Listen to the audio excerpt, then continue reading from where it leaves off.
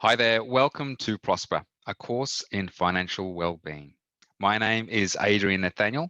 I'm from Triple Impact Advisory, and I'm delighted to be sharing this with you today. Now, today we're going to be exploring the topic of conscious cash flow.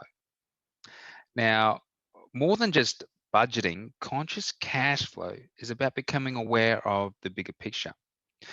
There's much more involved in your experience of cash flow in your life than just budgeting. Budgeting is important, but there are some other things to consider as well. So today we're going to be going into budgeting and some basic understanding around that. And we're also going to be exploring the different areas of how the sharing economy can improve your experience of cash flow, how buying quality items can improve your experience of cash flow, how buying locally can improve your experience of cash flow, community currencies, and self-care. Okay, so let's dive into it. Now, we're going to be looking at budgeting from its most basic level today, and it's around your spending in particular. Now, the traditional approach is known as the bucket method, where a bucket can be associated with a bank account. Now, it's at the very basic level, it's recommended to have at least three accounts.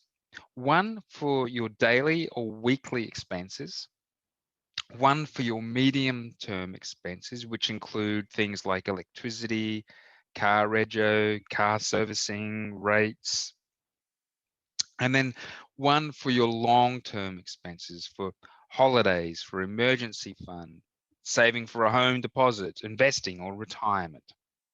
Okay, so like I said, this is at the most basic level, and you should have at least three accounts there where you are then when you receive your income, you distribute them accordingly into these three different areas.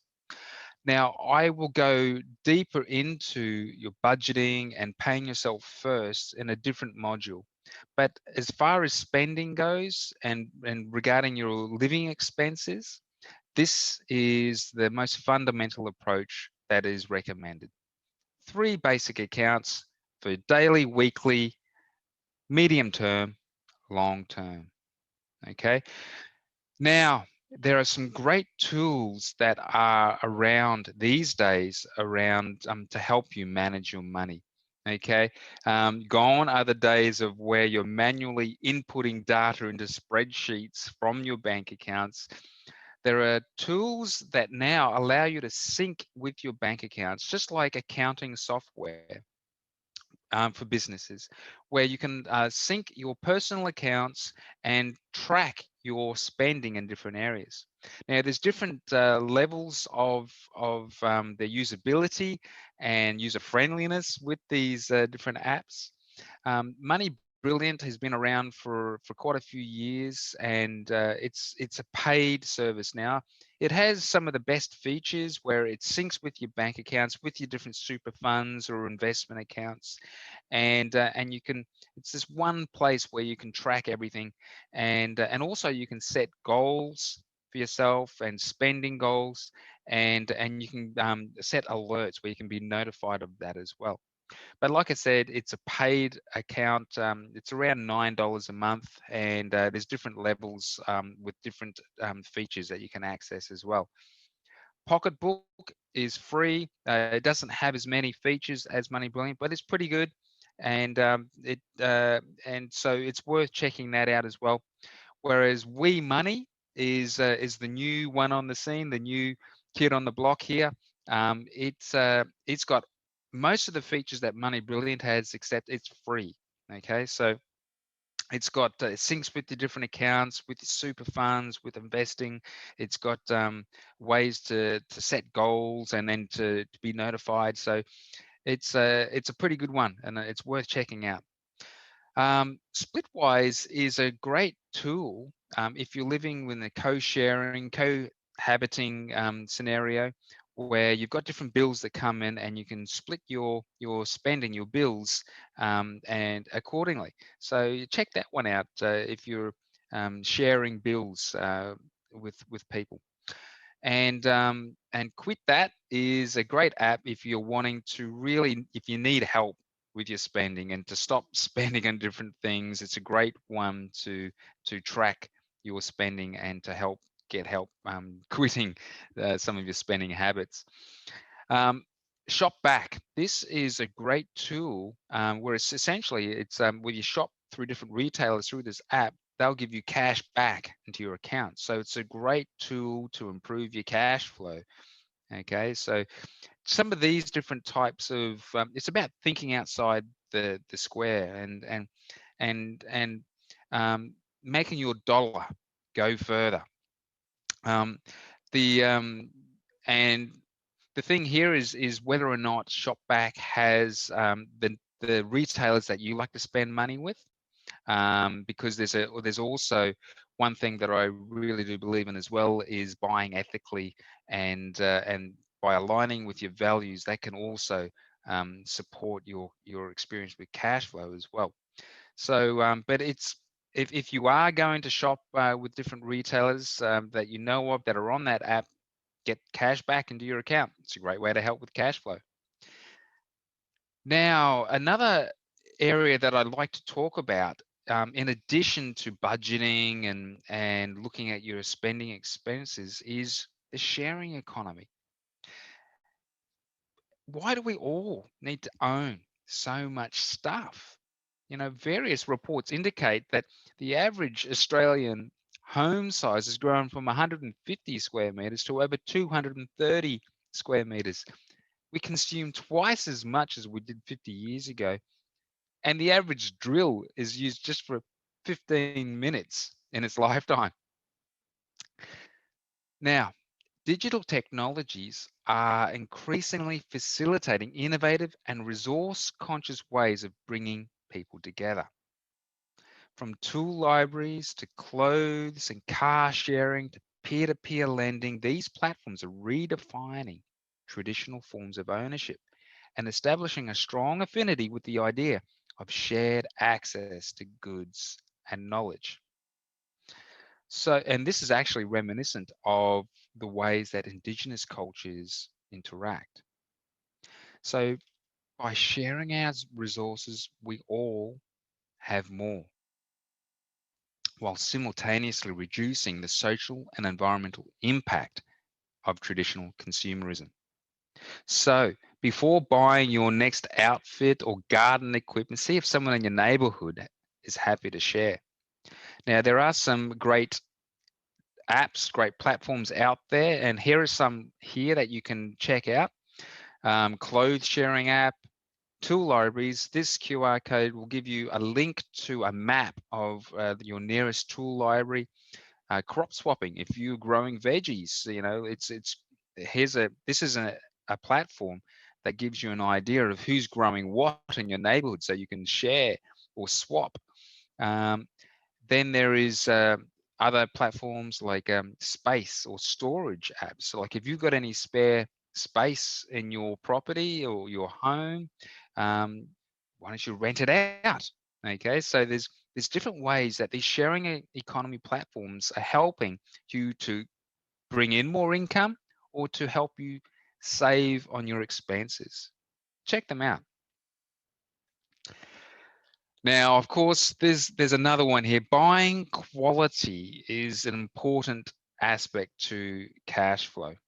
Buying a cheap and inferior product is actually a false economy since it will inevitably need replacing or fixing sooner. So buying quality products will actually save you money over the long term, as well as build an inner appreciation of quality that further develops that inner experience of wealth. Now, another thing that I'd like to talk about too is about buying local. You know, the various studies have been done that show that at the most basic level, when you buy locally, more money stays in the community. It enhances the velocity or circulation of money in the area. So, in fact, the studies have shown that when you buy locally, up to 70% of that money stays in the local community, passing through more hands, benefiting more people. The idea is that if a currency circulates more quickly, that passes through more hands.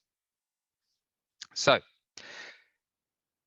this looks like going to the farmers markets, or if you know someone who started a business in your area, you buy with them. You support local, and then indirectly you'll be helped and supported as well. Now, another area that I'd like to talk about is about community currencies.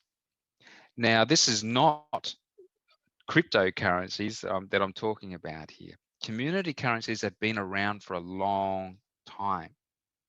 In fact, the another way of looking at it is about bartering, pro bono work. And we all do it sometimes.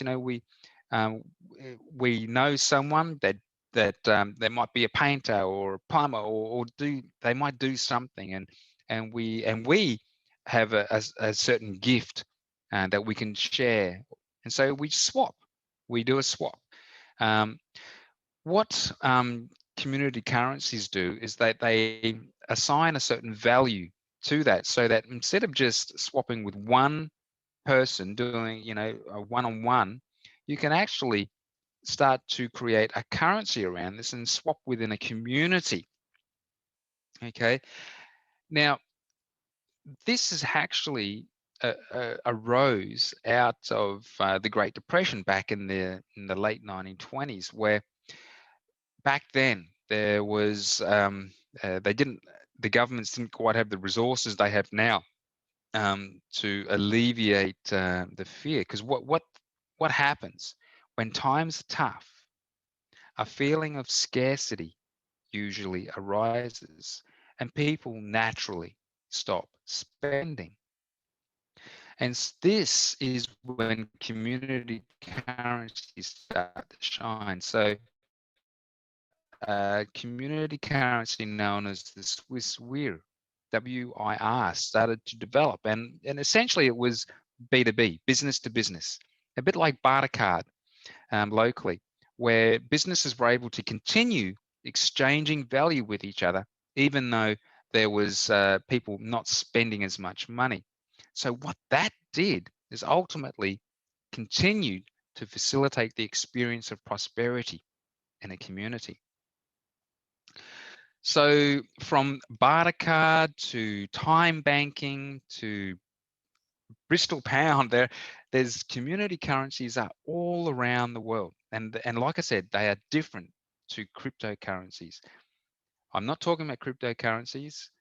People have associated them with investing, and they are evolving into an investment asset class, whereas a true currency is about exchanging value, and a community currency, the main idea of it is to facilitate the experience of prosperity in a community by allowing people to continue to exchange value with each other.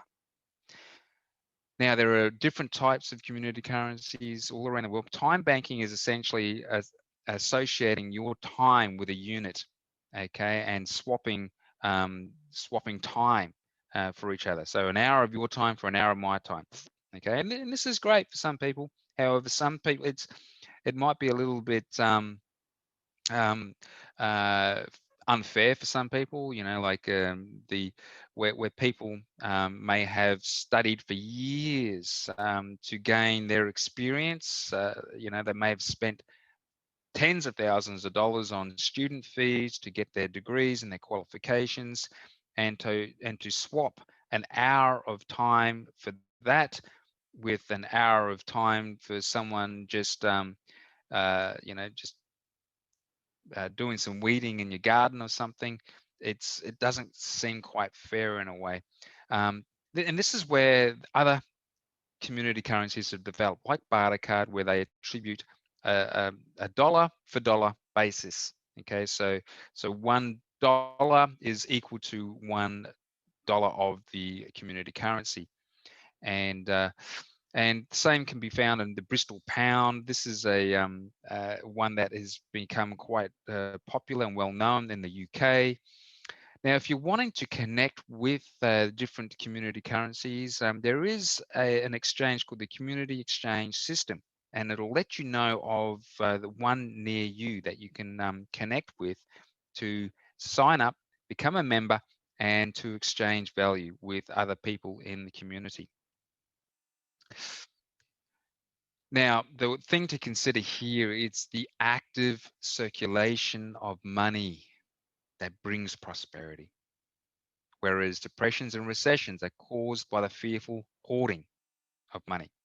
That's why we've seen governments around the world pumping money into the local economies to encourage spending, to so we can so we don't go into that the scarcity mindset. But this is where, once again, community currencies can facilitate that exchange of value on an ongoing basis. So essentially, what they've found is that over time, let's say that the red line is the national currency, and what they found that in lean times and hard times, people stop spending, and so you can see there the velocity or exchange of that currency might drop down. And what they found is that community currencies around the world, then the velocity exchange of them rises.